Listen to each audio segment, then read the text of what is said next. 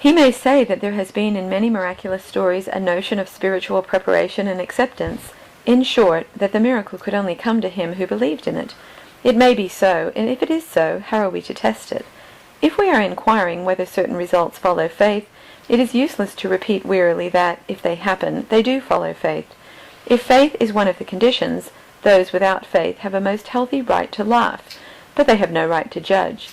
Being a believer may be, if you like, as bad as being drunk. Still, if we were extracting psychological facts from drunkards, it would be absurd to be always taunting them with having been drunk. Suppose we were investigating whether angry men really saw a red mist before their eyes. Suppose 60 excellent householders swore that when angry they had seen this crimson cloud. Surely it would be absurd to answer, "Oh, but you admit you were angry at the time." They might reasonably rejoin in a stentorian chorus, "How the blazes could we discover, without being angry, whether angry people see red?" So the saints and ascetics might rationally reply, "Suppose that the question is whether believers can see visions. Even then, if you are interested in visions, it is no point to object to believers. You are still arguing in a circle, in that old mad circle with which this book began. The question of whether miracles ever occur is a question of common sense and of ordinary historical imagination, not of any final physical experiment. One may here surely dismiss that quite brainless piece of pedantry which talks about the need for scientific conditions in connection with alleged spiritual phenomena. If we are asking whether a dead soul can communicate with a living, it is ludicrous to insist that it shall be under conditions in which no two living souls in their senses would seriously communicate with each other. The fact that ghosts prefer darkness no more disproves the existence of ghosts than the fact that lovers prefer darkness disproves the existence of love. If you choose to say, "I will believe that Miss Brown called her fiancé a periwinkle," or any other endearing term, if she will repeat the word before 17 psychologists, then I shall reply, "Very well, if those are your conditions, you will never get the truth, for she certainly will not say it." It is just as unscientific as it is unphilosophical to be surprised that in an unsympathetic atmosphere certain extraordinary sympathies do not arise. It is as if I said that I could not tell if there was a fog because the air was not clear enough, or as if I insisted on perfect sunlight in order to see a solar eclipse. As a common-sense conclusion, such as those to which we come about sex or about midnight, well knowing that many details must in their own nature be concealed, I conclude that miracles do happen. I am forced to it by a conspiracy of facts. The fact that the men who encounter elves or angels are not the mystics and the morbid dreamers, but fishermen, farmers, and all men at once coarse and cautious. The fact that we all know men who testify to spiritualistic incidents, but are not spiritualists. The fact that science itself admits such things more and more every day.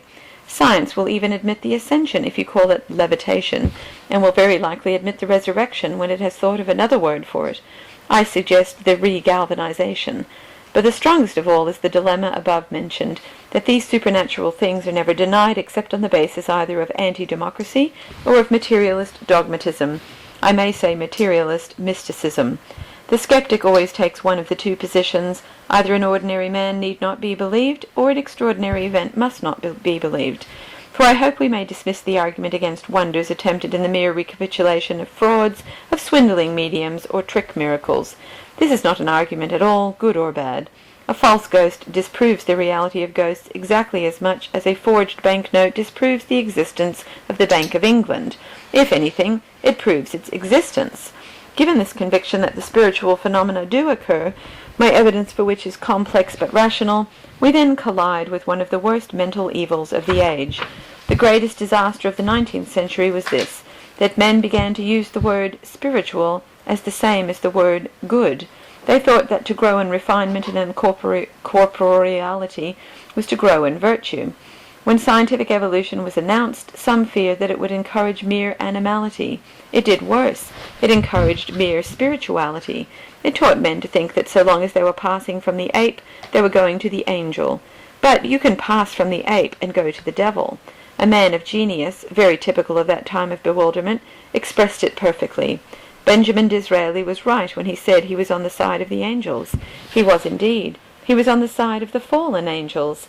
He was not on the side of any mere appetite or animal brutality, but he was on the side of all the imperialism of the princes of the abyss. He was on the side of arrogance and mystery, and contempt of all obvious good. Between this sunken pride and the towering humilities of heaven there are, one must suppose, spirits of shapes and sizes. Man, in encountering them, must make much the same mistakes that he makes in encountering any other varied types in any other distant continent. It must be hard at first to know who is supreme and who is subordinate. If a shade arose from the underworld and stared at Piccadilly, that shade would not quite understand the idea of an ordinary closed carriage. He would suppose that the coachman on the box was a triumphant conqueror, dragging behind him a kicking and imprisoned captive. So if we see spiritual facts for the first time, we may mistake who is uppermost. It is not enough to find the gods. They are obvious. We must find God, the real chief of the gods. We must have a long historic experience in supernatural phenomena in order to discover which are really natural. In this light I find the history of Christianity, and even of its Hebrew origins, quite practical and clear. It does not trouble me to be told that the Hebrew God was one among many. I know he was, without any research to tell me so. Jehovah and Baal looked equally important, just as the sun and the moon looked the same size. It is only slowly that we learn that the sun is immeasurably our master, and the small moon only our satellite. Believing that there is a world of spirits, I shall walk in it as I do in the world of men, looking for the thing that I like and think good. Just as I should seek in a desert for clean water, or toil at the North Pole to make a comfortable fire, so I shall search the land of void and vision, until I find something fresh like water, and comforting like fire, until I find some place in eternity where I am literally at home, and there is only one such place to be found. I have now said enough to show, to anyone to whom such an explanation is essential, that I have in the ordinary arena of apologetics a ground of belief. In pure records of experiment, if these be taken democratically without contempt or favour, there is evidence first that miracles happen, and second that the nobler miracles belong to our tradition. But I will not pretend that this curt discussion is my real response for accepting Christianity instead of taking the moral good of Christianity as I should take it out of Confucianism. I have another far more solid and central ground for submitting to it as a faith, instead of merely picking up hints from it as a scheme, and that is this, that the Christian Church in its practical relation to my soul is a living teacher, not a dead one. It not only certainly taught me yesterday, but will almost certainly teach me tomorrow. Once I saw suddenly the meaning of the shape of the mitre. One fine morning I saw why windows were pointed. Some fine morning I may see why priests were shaven. Plato has told you a truth, but Plato is dead. Shakespeare has startled you with an image, but Shakespeare will not startle you with any more. But imagine what it would be to live with such men still living, to know that Plato might break out with an original lecture tomorrow, or that at any moment Shakespeare might shatter everything with a single song. The man who lives in contact with what he believes to be a living church is a man always expecting to meet Plato and Shakespeare tomorrow at breakfast. He is always expecting to see some truth that he has never seen before. There is only other parallel to this position, and that is the parallel of the life in which we all began. When your father told you, walking about the garden, that bees stung or that roses smelt sweet, you did not talk of taking the best out of his philosophy. When the bees stung you, you did not call it an entertaining coincidence. When the rose smelt sweet, you did not say, "My father is a rude, barbaric symbol," enshrining, perhaps unconsciously, the deep, delicate truths that flowers smell. No, you believed your father because you had found him to be a living fountain of facts, a thing that really knew more than you, a thing that would tell you the truth tomorrow as well as today. And if this was true of your father, it was even truer of your mother. At least it was true of mine, to whom this book is dedicated. Now, when society is in a rather futile fuss about the subjection of women, will no one say how much every man owes to the tyranny and privilege of women, to the fact that they alone rule education until education becomes futile? For a boy is only sent to be taught at school when it is too late to teach him anything. The real thing has been done already, and thank God it is nearly always done by women. Every man is womanized merely by being born. They talk of the masculine woman, but every man is a feminized man. And if ever man walk to Westminster to protest against this female privilege, I shall not join their procession. For I remember with certainty this fixed psychological fact, that the very time when I was most under a woman's authority, I was most full of flame and adventure. Exactly because when my mother said that ants bit, they did bite, and because snow did come in winter, as she said, therefore the whole world was to me a fairyland of wonderful fulfillments, and it was like living in some Hebraic age, when prophecy after prophecy came true. I went out as a child into the garden, and it was a terrible place to me, precisely because I had a clue to it. If I had held no clue, it would not have been terrible, but tame. A mere unmeaning wilderness is not even impressive.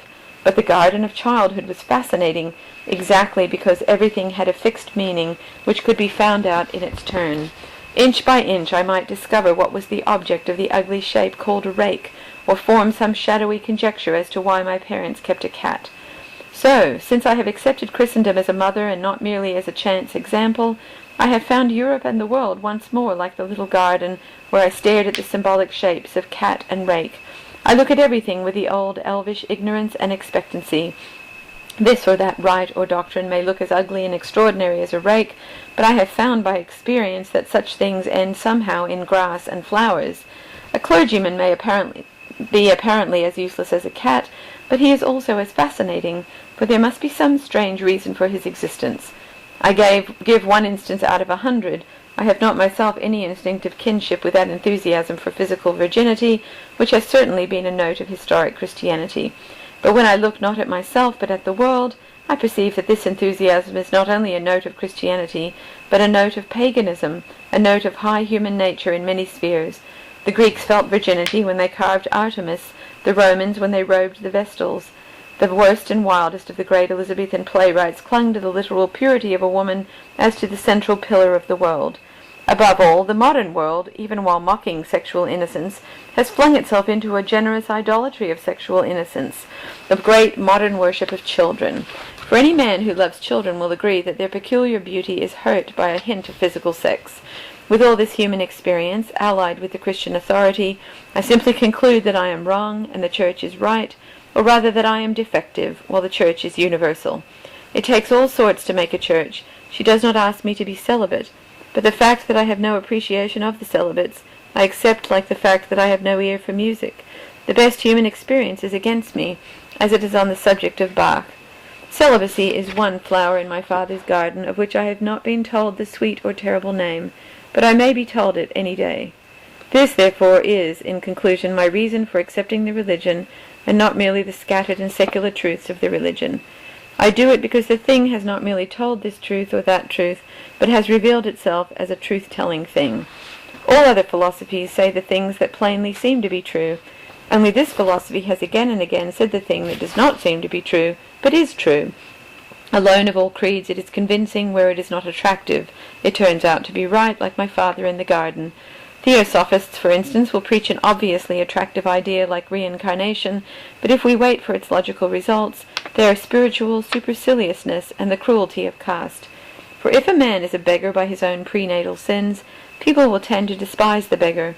But Christianity preaches an obviously unattractive idea such as original sin, but when we wait for its results, they are pathos and brotherhood, and a thunder of laughter and pity, for only with original sin we can at once pity the beggar and distrust the king.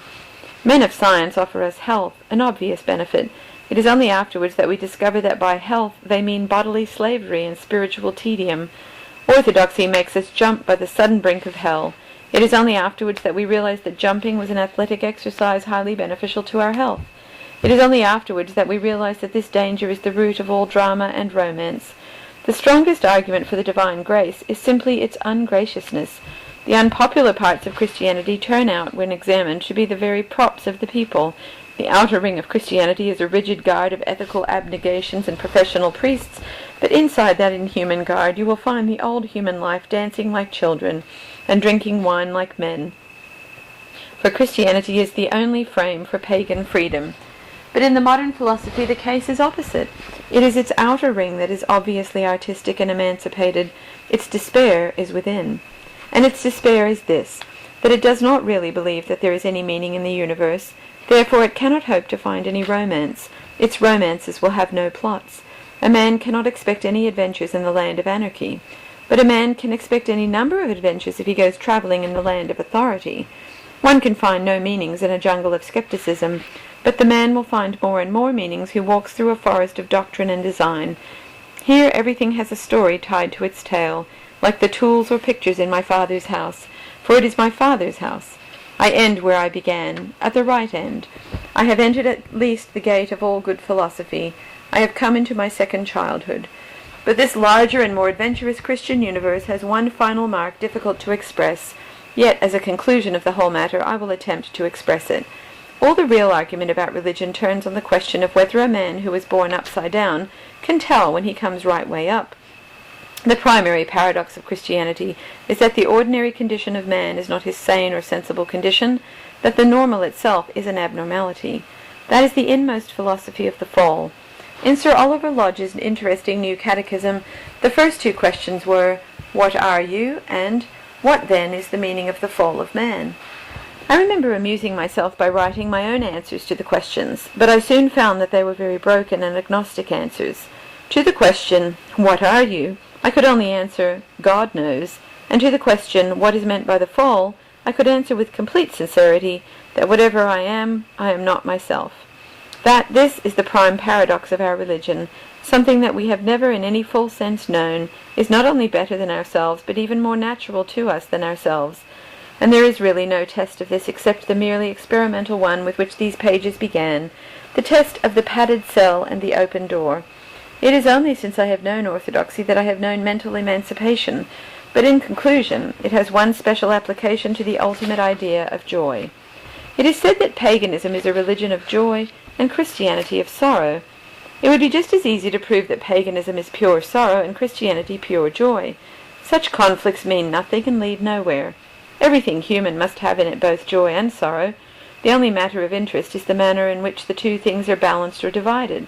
And the really interesting thing is this, that the pagan was, in the main, happier and happier as he approached the earth, but sadder and sadder as he approached the heavens.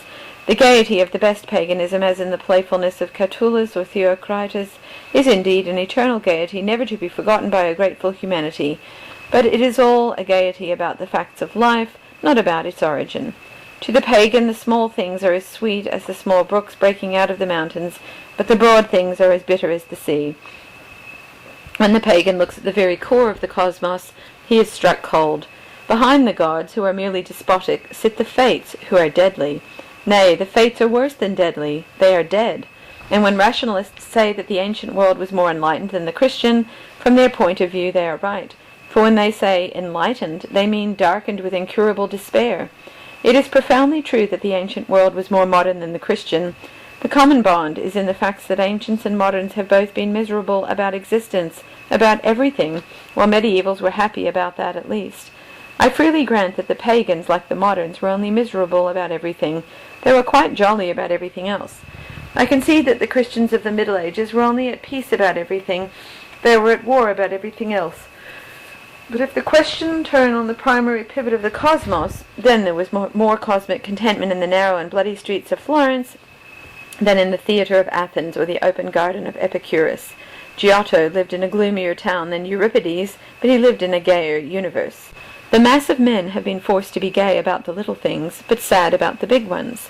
Nevertheless, I offer my last dogma defiantly. It is not native to man to be so. Man is more himself, man is more man-like, when joy is the fundamental thing in him, and grief the superficial. Melancholy should be an innocent interlude, a tender and fugitive frame of mind. Praise should be the permanent pulsation of the soul. Pessimism is at best an emotional half-holiday. Joy is the uproarious labor by which all things live. Yet, according to the apparent estate of man as seen by the pagan or the agnostic, this primary need of human nature can never be fulfilled. Joy ought to be expansive, but for the agnostic it must be contracted. It must cling to one corner of the world.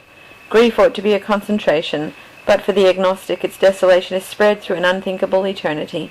This is what I call being born upside down. The skeptic may truly be said to be topsy-turvy, for his feet are dancing upwards in idle ecstasies, while his brain is in the abyss.